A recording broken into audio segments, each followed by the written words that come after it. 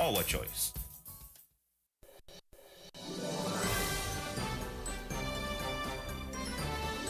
Fair and balanced, unbiased and clear, concise and accurate. This is the DBS Evening News. Here now is your presenter with the headlines. In the headlines, a special committee of Parliament has met again for the final time to discuss 3 electoral reform bills which could be passed in Parliament soon. In news from the region, Grenada to borrow funds to finance 2025 budget. And internationally, WHO says 50 countries affected by US aid freeze. Good evening, I am Leila Langford. Details of the news when I return. Turn your TV on. Listen to DBS on Digicel TV Channel 50 and Flow TV Channel 951. DBS News. Welcome back. A special committee of Parliament has met again for the final time to discuss 3 electoral reform bills which could be passed in Parliament soon.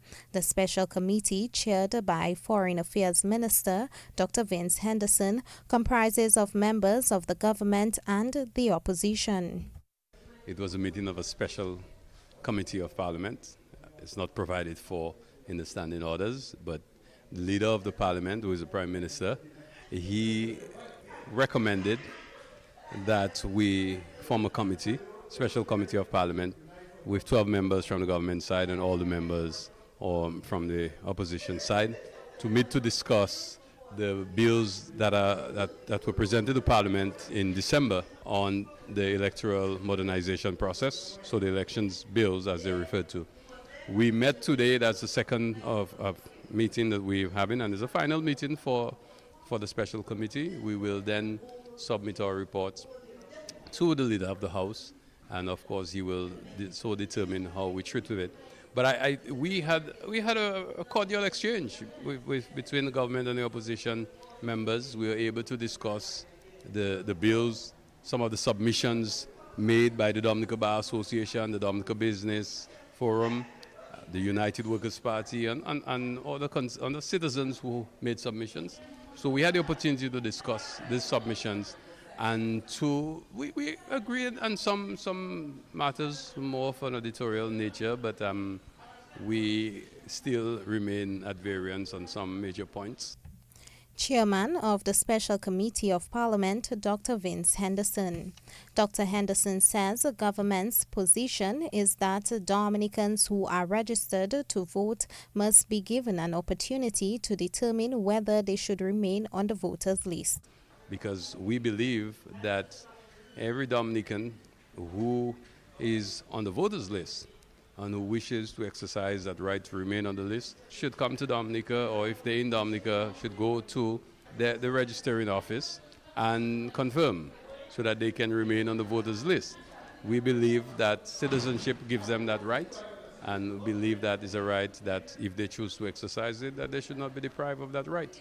So we continue to hold that view, but there are other areas that were raised that we feel will still remain in discussion until we actually return to Parliament for the second and third reading of the bills. So we are prepared to continue looking at some matters raised by the members of the opposition, and those things continue to be in discussion, because the whole intention was to have meaningful engagement with the opposition members. Minister for Foreign Affairs, Dr. Vince Henderson.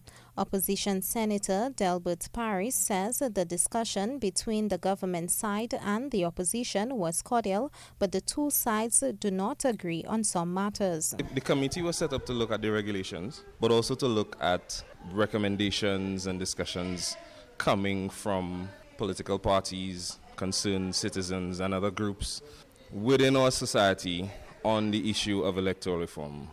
This is our second meeting. We did have some discussions, and from our first meeting, we were asked to table some proposed or recommended legislation of what they would look like in areas that we thought the current legislation was silent.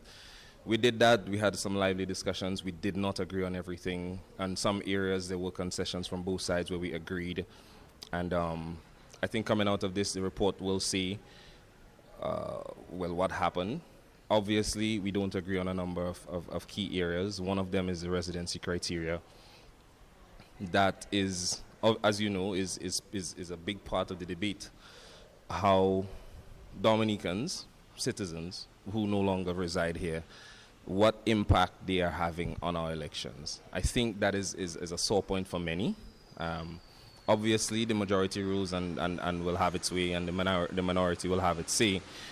But I think in all fairness and in earnest, the intention is to come up with the document or set of documents and regulations that will clean up our electoral system, remove whatever taints that exist, and ensure that the people get the representation that they want and the representation that deserve in a fair, transparent, ethical way. We made attempts to contribute to that, and we will continue to do that on behalf of the people of Dominica, both inside and outside of Dominica. Opposition Senator Delbert Paris.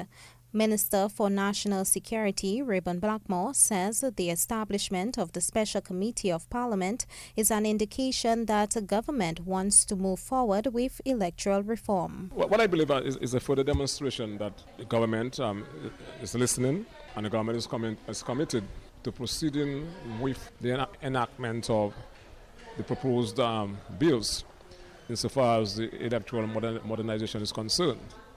And certainly, as parliamentarians, on both sides, is important for us to meet and to have further discussion with the view to bring in some finality to a long-standing issue.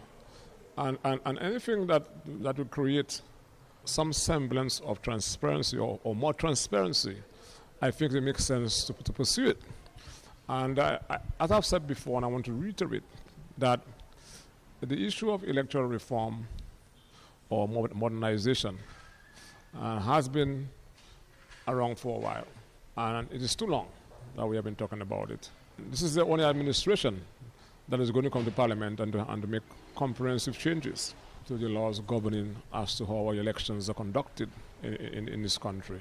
And I believe it's a plus for all of us. It's a situation that needs to be dealt with, because electoral reform, though is important, but it's not a staple item on the agenda of the ordinary man. The ordinary man is concerned about how does he survive in this current global situation that is getting more difficult on a daily basis. And the issue of the need to frontally address the issues like the cost of living, the cost of groceries. Minister for National Security Rayburn Blackmore. Dr. Gerard Jajak has officially presented his letter of credence as Dominica's ambassador to the Organization of Eastern Caribbean States, OECS, and CARICOM. In a virtual ceremony on Friday, February 7, 2025, Dr. Jajak reaffirmed Dominica's commitment to regional collaboration and sustainable development.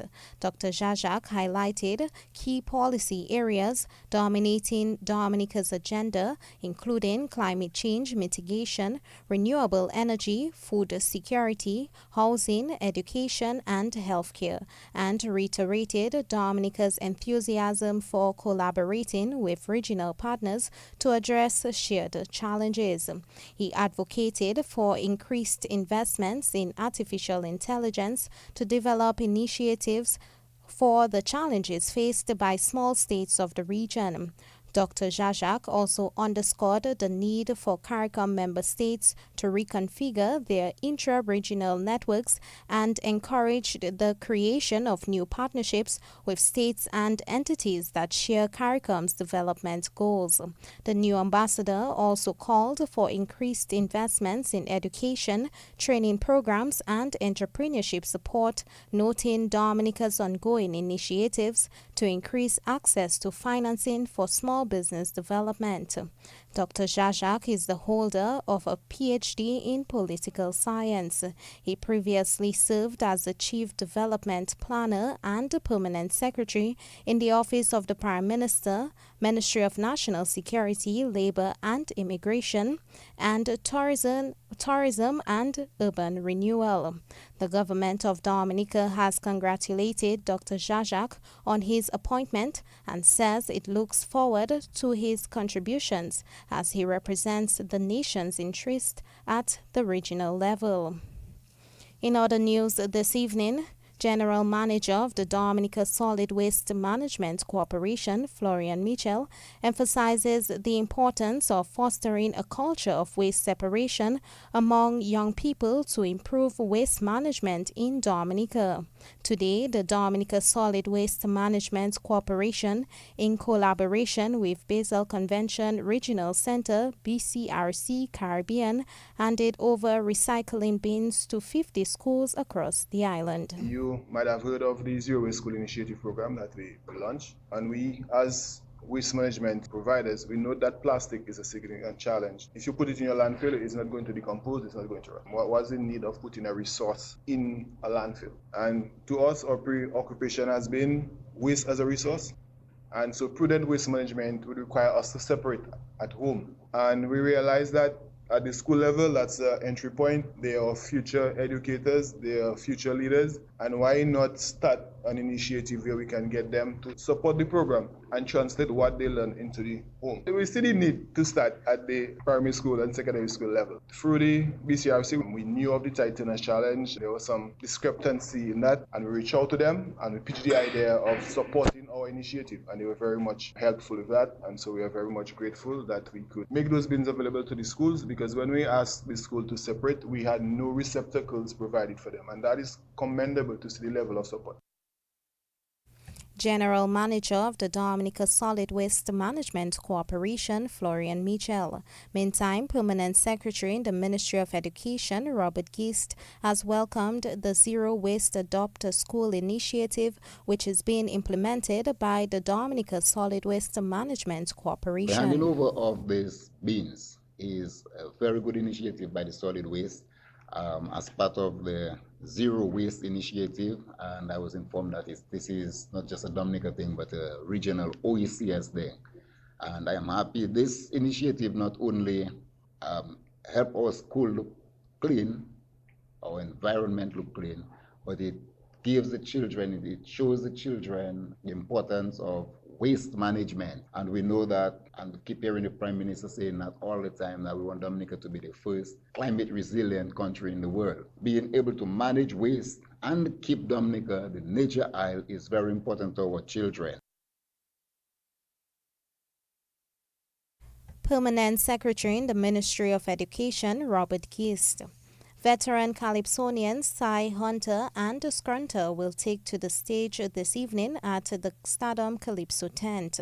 The theme for this evening's Stardom tent is Semi-Finals Fury, as Calypsonians get set for the Grand Calypso semi-finals this weekend. Public Relations Officer of the Stardom Calypso tent is Firelander. The Stardom Calypso tent semi-finals Fury is set to bring the heat on Wednesday, February 12th at My Mother's Place, formerly Evergreen Hotel. This highly anticipated event will showcase Stardom Calypsonians as they present their 2025 songs ahead of the Grand Calypso semi-finals. A major highlight of the night is the return of the Brotherly Brothers, featuring Calypso powerhouses Cy, Hunter, and Scrunter, alongside a star-studded lineup of performers. Additionally, the sponsors Extravaganza, proudly supported by Domlek, Asafans, and Do It Center. Fans can experience the excitement, energy, and lyrical mastery starting at 8:30 p.m. with an entrance fee of only $20. As the road to the Calypso finals intensifies, this preview show promises a thrilling night of musical mastery and cultural celebration. Public Relations Officer of the Stardom Calypso tent, Firelander.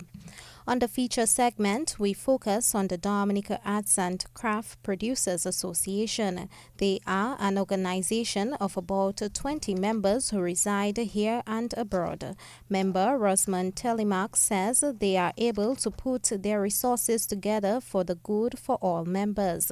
Rosamond Telemark of the Dominica Arts and Craft Association is our feature on the DBS Evening News. We are a home-based family of maybe about 20 artisans are doing our work at home, but we go to activities everywhere, including traveling to countries when they invite us to art shows and so. Give me an idea, what are some of the things that you all do? We do wooden beads, bamboo, coconut shell. Different people does different items, like who doing fabric, who doing leather. For instance, the president does leather, like belts and key rings and stuff in leather, yeah. And I do with the fabric part, like anything up to sewing or to crafting fabric. But what was the reason behind forming this organization? Well, I came into the organization about 5 years ago, and I met the organization going. But to me, I find it's profitable, it's okay, and then, everybody just have to do what they have to do to hold up to the end of the bargain. Did you say it's family oriented? Is just family members part of this? No, just different people from all angles. Like we have members who left the organization and travel, but if we have a need for them, they show up every now and then. What about sales? Most of the members we sell online, and then you always have your favorite 1 or 2 customers that come directly to you looking for certain items that we think. Because we do local beads as well among the members, like all the local beads in the forest, we have members doing all those beads and stuff like that. What is so different about your organization? Because we have a mixture of different people doing candles, oils, all kind of. So the association is based on a lot of different people doing different items. We have people doing cakes, we have people doing banana leaf, accessories, everything local. Do you all make a living out of this, or these are just people who have their own work to the body? Most of the people in the group, that's what they do on a daily basis, especially for we have about 5 members outside of Dominic, like in Guadeloupe, in St. Lucia. That's what they do for their living. Mm-hmm. So if it's a one time, like let's say let's call it that's a month of October for us to gather our finances together to reinvest, that's what we do. Mm-hmm. So every activity you might see us popping up, but that's how it is for the time. Yeah. So you're saying this is a wonderful organization where people understand what they have to do and they come together to make it work. To produce items, so when we go out, we can have stuff to sell. And for their own benefit, if somebody call or they want to sell online, that they have the item to sell to the persons. Member Rosamond Telemark, and that's the national focus, regional and international developments up next. Yo, what's up? Baby, let's go! Turn your TV on. Listen to DBS on Digicel TV channel 50 and Flow TV channel 951. DBS News. In news from the region, the Grenada government says it will be seeking to borrow more than EC $700 million to finance the 2025 national budget, which will be presented to Parliament on March 7th. Grenada's fiscal year runs from January 1st to December 31st. The country's finance minister, Dennis Cornwall, who will be presenting the fiscal package 10 weeks into the financial year, told reporters that the government will be increasing its borrowing on the St. Kitts-based Eastern Caribbean Securities Exchange by auctioning more treasury bills. Following the passage of Hurricane Beryl on July 1st last year, Grenada's cabinet decided to suspend the fiscal rules of the Fiscal Resilience Act. Last year, Grenada's parliament approved a national budget of over $1.5 billion. And internationally, head of the World Health Organization, WHO, says the programs to tackle HIV, polio, mpox, and bird flu have been affected by the freeze on tens of billions of dollars of overseas aid from the U.S. U.S. President Donald Trump has taken steps to close the United States Agency for International Development, USAID, arguing that its spending is totally unexplainable. However, WHO chief has urged the Donald Trump administration to consider resuming aid funding until other solutions can be found. The WHO chief has said during a briefing today that HIV treatments and other services have been disrupted in 50 countries. And that's news, the DBS Evening Sports Report. Up next. Covering the nation and beyond, DBS Sports Report. Rudolph. Rudolph Thomas Enterprise in Portsmouth, your suppliers of building materials and hardware products. Over 20 years experience in the business. Rudolph Thomas has lumber and plywood, Portland and tile cement, steel rods, galvanized and fence pipe. And Rudolph Thomas can meet all your wire needs. Galvanized roofing sheets, doors, windows, toilet sets, face basins and bidets. PVC piping, fittings and lattice. Check out Rudolph Thomas for ceramic and vinyl floor and wall tiles, nails, nuts and bolts, paint and painting supplies. And check out their line of electrical and hand tools. And Rudolph Thomas is your one-stop shop for hard-to-find items like fiberglass mat and fiberglass resin and welding rods. Go now to Rudolph Thomas on 1240 Bay Street in Portsmouth.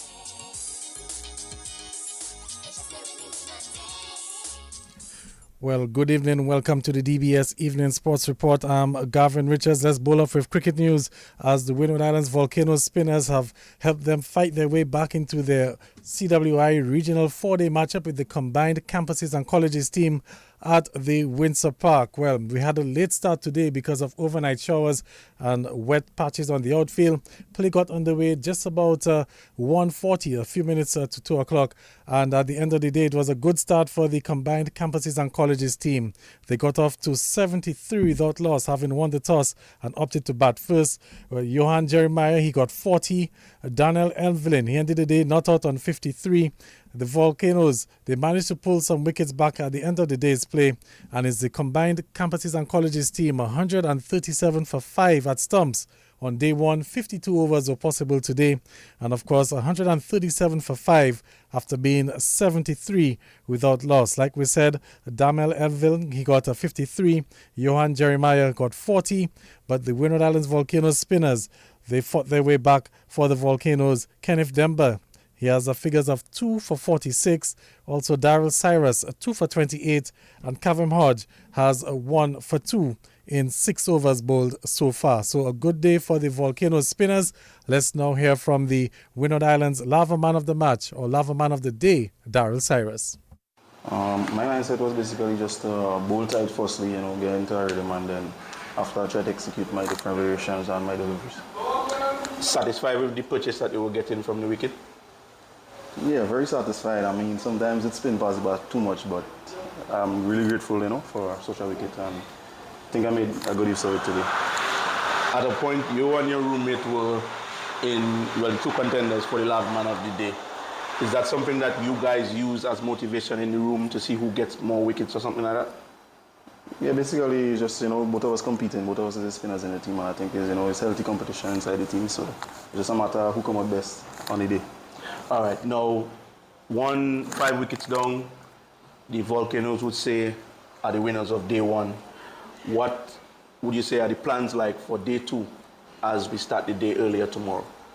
I think it's just a matter of the guys, staying patient. Obviously, the wickets is assisting the spinners, so it's just a matter of staying patient, and trying to see how quick we can get the 5 wickets. All right, is it tomorrow a situation where you have to focus on, as you said, reducing the amount of spin that you get to get the batsman out, or there's a plan to counter the batsman with that? Yeah, I think there's a plan. I obviously have a plan. I think that I'll use my variations, trying to spin it both ways. And I think that should work tomorrow. All right, if you would have given the Volcanoes that score at the end of day 1, after losing toss, would Daryl Cyrus say that the Volcanoes are happy? Yeah, for sure. The Volcanoes, I think we are ahead in this game so far. And that's the Windward Islands Volcanoes bowler Daryl Cyrus. Well, let's now hear from the captain of the combined campuses and colleges team, Johan Jeremiah. It was an okay day. As you say, we got a good start. However, I think we lapsed coming down to the latter part of the day.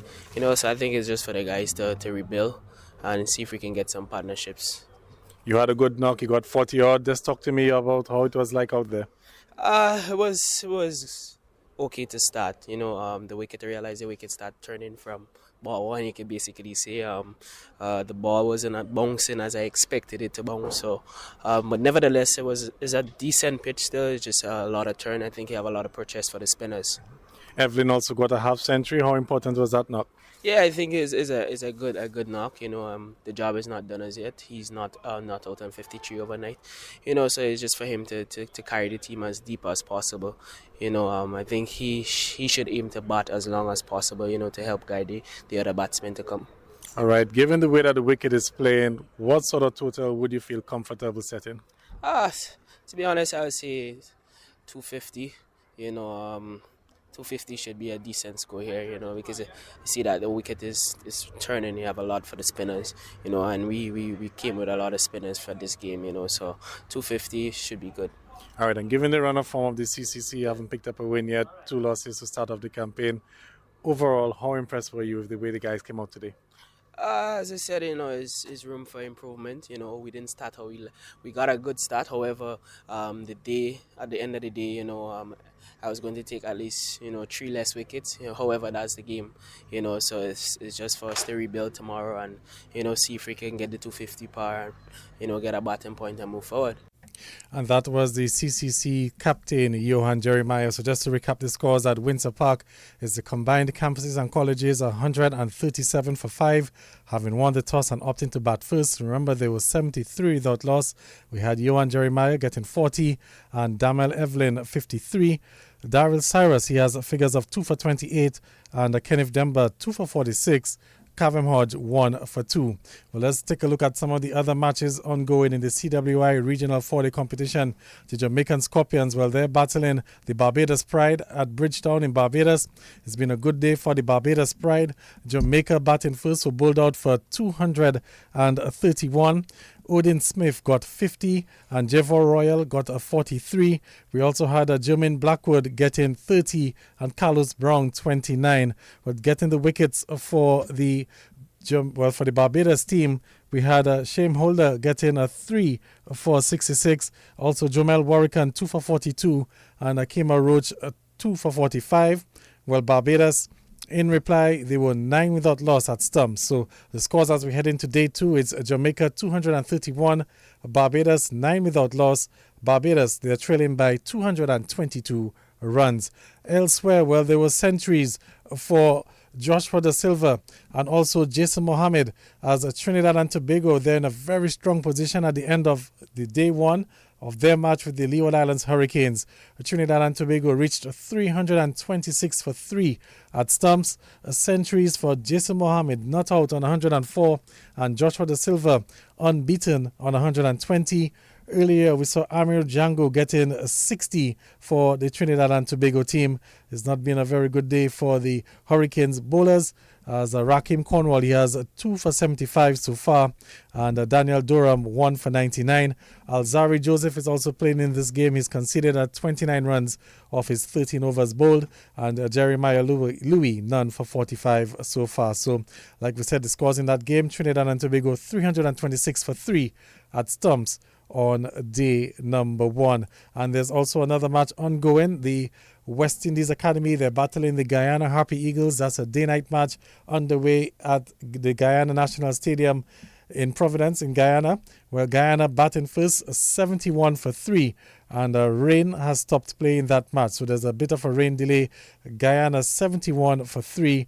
Raymond Perez got 29, and the batters unbeaten. Kemal Savory is not out on 17, and Kevin Anderson unbeaten on 18, and Jediah Blades has 3 for 15 so far for the West Indies Academy. Let's go to some more cricket news, as we have some good news for the national women's cricket team as they picked up their first win in the Windward Islands Super 50 overs competition for the women in Dominica today. Well, they got past the defending champions St. Lucia at Geneva playing field. Dominica batting first. Well, they posted a good total there, 144. Dominica batting first, and we had Pearl Etienne getting 37. Amia Gilbert 15 and Anisha Fountain 17. Well, getting the wickets for St. Lucia, Cian Felix picked up 4 for 22, and Teddy Crawford 2 for 23. Well, St. Lucia in search of 145 to win. They got 126 all out, with Ashian Edward top scoring with 76 and Christia Smith getting 29. Well, these were the only 2 batters in double figures.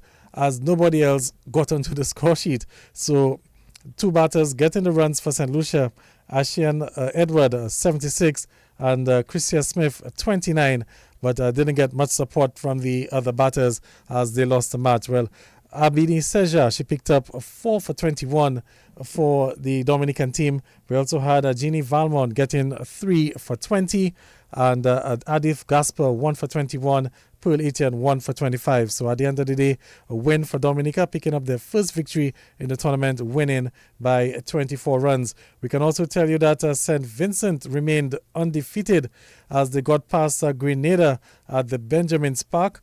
St. Vincent won the toss. They opted to bowl first, and Grenada, they were bowled out for, Grenada bowled out for 53 runs with Taylor Dixon getting 19. And of course, the wicket takers there for the St. Vincent team, Shaniel Mackay, picked up 5 wickets for 13 runs. And we also had Shanizia Daniel getting 2 for 14. And then Grenada, of course, that should be St. Vincent, getting the runs quite comfortably, getting 56 for 2 to win the match by 8 wickets, with Jafina Joseph getting 12 and Janilia Glasgow, the West Indies player, getting 12 not out as well. So a convincing win for St. Vincent, winning by 8 wickets to remain undefeated in the Windward Islands Women's Cricket Competition. Well, that's where we'll come to the end of the DBS Evening Sports Report. Of course, we'll have a lot more sporting highlights for you tomorrow morning. On behalf of Leila Langford, who presented the news, and of course our links person DJ Halo Boy, I'm Gavin Richards saying good evening. Rudolph Thomas Enterprise in Portsmouth, your suppliers of building materials and hardware products. Over 20 years experience in the business. Rudolph Thomas has lumber and plywood, Portland and tile cement, steel rods, galvanized and fence pipe. And Rudolph Thomas can meet all your wire needs. Galvanized roofing sheets, doors, windows, toilet sets, face basins and bidets. PVC piping, fittings and lattice. Check out Rudolph Thomas for ceramic and vinyl floor and wall tiles, nails, nuts and bolts, paint and painting supplies. And check out their line of electrical and hand tools. And Rudolph Thomas is your one-stop shop for hard-to-find items like fiberglass mat and fiberglass resin and welding rods. Go now to Rudolph Thomas on 1240 Bay Street in Portsmouth.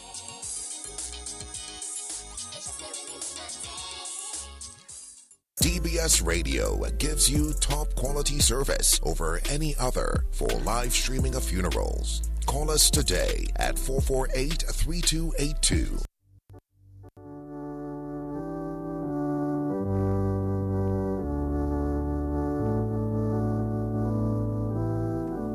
Good evening and welcome to the evening edition of the DBS Radio Community Bulletin Board. It is the 12th day of February 2025. We begin with the evening edition of the DBS Radio Deaf announcements on the DBS Radio Community Bulletin Board. We announce the death of Gerald Joseph de Freitas, age 71, of Galion. He died on Friday, the 24th of January at the Dominica China Friendship Hospital. He was the husband of Miriam Elizabeth de Freitas. He was the father of Gerald Joseph de Freitas Jr. and Thomas Daniel de Freitas. He will also be remembered by his brother James de Freitas. Nieces, nephews, and friends' names too numerous to mention. The body of the late Gerald Joseph de Freitas of Galion will be transported from Lyndhurst Funeral Home for viewing on Thursday, the 13th of February 2025 at 1:30 p.m. at the Soufriere Catholic Church. The funeral mass takes place at 2 p.m. and will be followed by interment at the Soufriere Catholic Cemetery.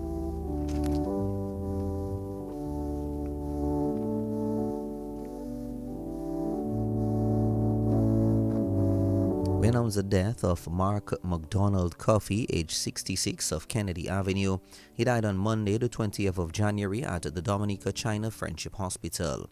He will be remembered by his brother, Father Franklin Coffey, CSSR, his sisters, Mrs. Doreen Valerie, Mrs. Jacqueline Tavernier, Mrs. Mary Elizabeth Schofferman, and Mrs. Cynthia Morvan. Brother-in-law Matthew Tavernier. Other families: Denise Peters and family, Gina Rock and family, Marvella Lequent and family, Ivan and Jeffrey Valerie. The Polydor family, including Catherine, Kurt, Camilla, Alpha, Jeremiah, Bernard, Sibylia, and Roseanne. The Attido family, including Andrea, Riley, and Harold.